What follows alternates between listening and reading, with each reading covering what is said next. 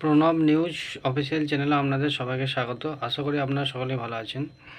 আজ একটি আপডেট দেওয়ার জন্য ভিডিওতে এলাম। তার আগে বলি, যারা চ্যানেলটি প্রথম দেখছেন আপনারা প্রত্যেকে লাইক, শেয়ার, কমেন্ট ও সাবস্ক্রাইব করবেন। আর যারা চ্যানেলটি দীর্ঘদিন দেখছেন কিন্তু লাইক শেয়ার করেননি, আপনারা প্রত্যেকে লাইক, শেয়ার, কমেন্ট ও সাবস্ক্রাইব করে চ্যানেলটির পাশে থাকবেন। যে আপডেটটি দেওয়ার জন্য এই ভিডিওতে এলাম সেটি হলো, আপনারা প্রত্যেকে অলরেডি জেনে গেছেন এই চ্যানেলের মাধ্যমে যে আগামীকাল নবান্ন অভিযান হচ্ছে, অর্থাৎ আগামী 11ই ডিসেম্বর। কিন্তু আমরা যে ইন্টারভিউ থেকে যারা বঞ্চিত তারা নবান্ন অভিযানের জন্য পারমিশন চেয়েছিল, কিন্তু পারমিশন পাওয়া গেছে। কিন্তু ওটা যে রুটটা দেওয়া হয়েছে সেই রুটটা হচ্ছে যে সবাই জমায়েত হবে Subodh Mallick square, Wellington road, ওখানে সবাই জমায়েত হবে। ওইখান থেকে যে রুটটা পারমিশন সেটা হচ্ছে ওয়েলিংটন রোড থেকে ধর্মতলা ওয়াই চ্যানেল পর্যন্ত। এই যে রুট, মাঝখানে বিভিন্ন ক্রসিং আছে, সেইগুলো আমি আর বলছি না বিস্তারিত।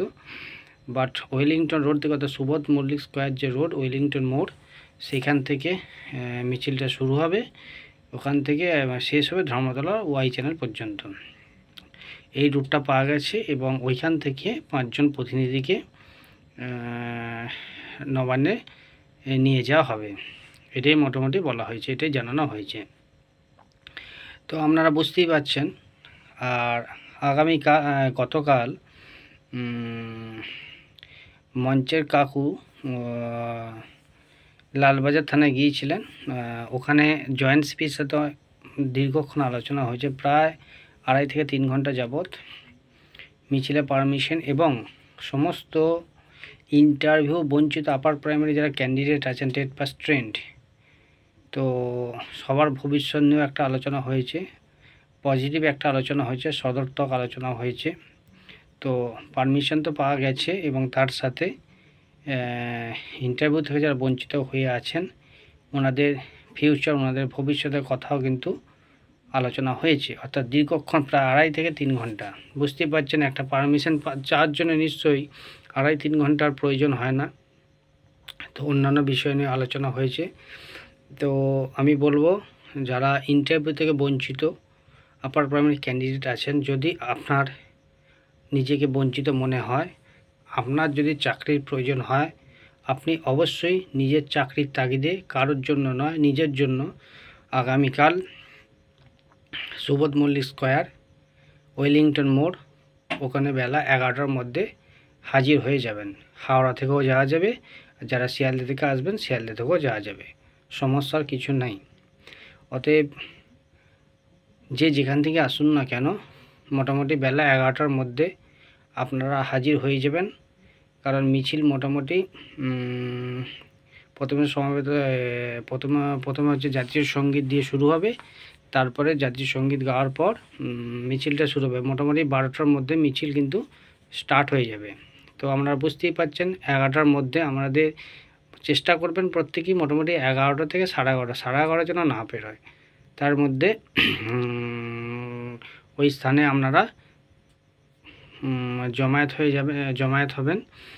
আর কালকে যে দাবিগুলো রাখা হয়েছে, ইন্টারভিউ থেকে বঞ্চিত যারা আছেন প্রত্যেকের জন্যই যে দাবি দাওয়াগুলো রাখা হয়েছে, সেগুলো আপনারা ওই স্পটে এলেই জানতে পারবেন। এবং যে ডেপুটেশন দেওয়া হবে সেই ডেপুটেশনও ইন্টারভিউ থেকে বঞ্চিত যারা আছেন ওনাদের যে দাবি দেওয়া সেগুলো সবই তুলে ধরা হবে, চিন্তার কোনো কারণ নেই। যদি আবারও বলছি, যদি আপনার নিজের চাকরির প্রয়োজন হয়, যদি মনে করেন যে আপনি কমিশনের দ্বারা 11 বছর ধরে বঞ্চিত, আপনি অবশ্যই নিজের চাকরির তাগিদে, নিজের চাকরির জন্য আগামীকাল সুবোধ মল্লিক স্কয়ার, ওয়েলিংটন মোড়, ওইখানে হাজির হবেন বেলা 11 থেকে 11:30-র মধ্যে।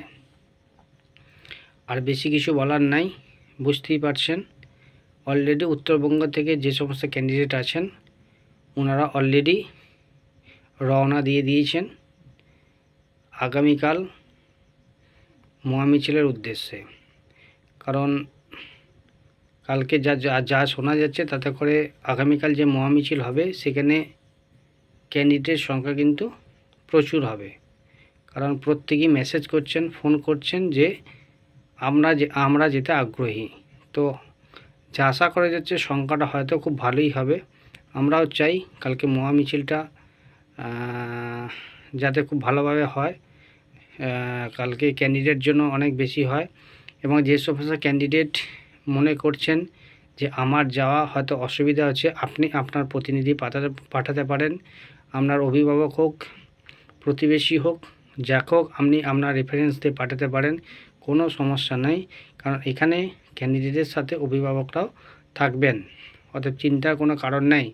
আপনার যদি কোনো অসুবিধা থাকে আপনি পাঠাতেই পারেন, কিন্তু লক্ষ্য রাখবেন কালকের মহামিছিলটা যেন সার্থকভাবে পরিবেশিত হয়, কোনো সমস্যা যেন তৈরি না হয় এবং বৃহৎ সংখ্যক যেন জমায়েত আগামীকাল হয়। আশা করছি আগামীকাল বৃহৎ সংখ্যক জমায়েত হবে, কারণ ইন্টারভিউ থেকে যারা বঞ্চিত আছেন তাদের হারানোর কিছু নেই।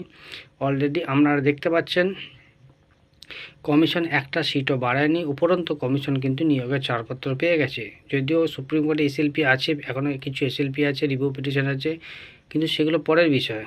আপনারা দেখতে পাচ্ছেন অলরেডি ফার্স্ট কাউন্সেলিং হয়ে গেছে এবং আজকেই সেকেন্ড কাউন্সেলিংয়ের নোটিশ কিন্তু দিয়ে দিয়েছে।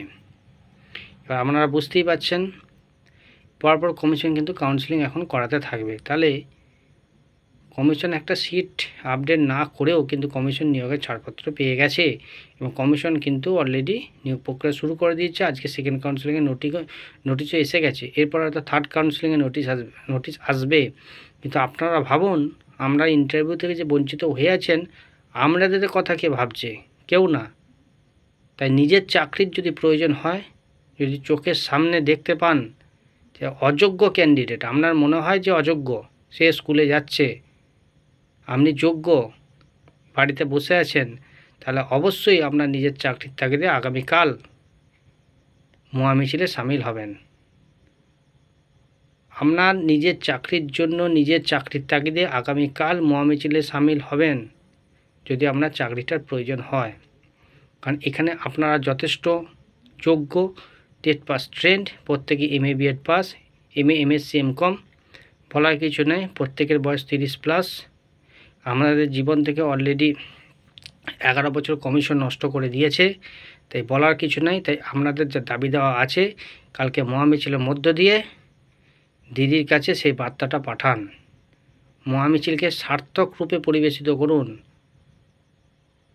তাই প্রত্যেকের কাছে অনুরোধ, আপনারা অবশ্যই আগামীকাল বেলা 11টার মধ্যে উপযুক্ত স্থানে জমায়েত হবেন। ধন্যবাদ।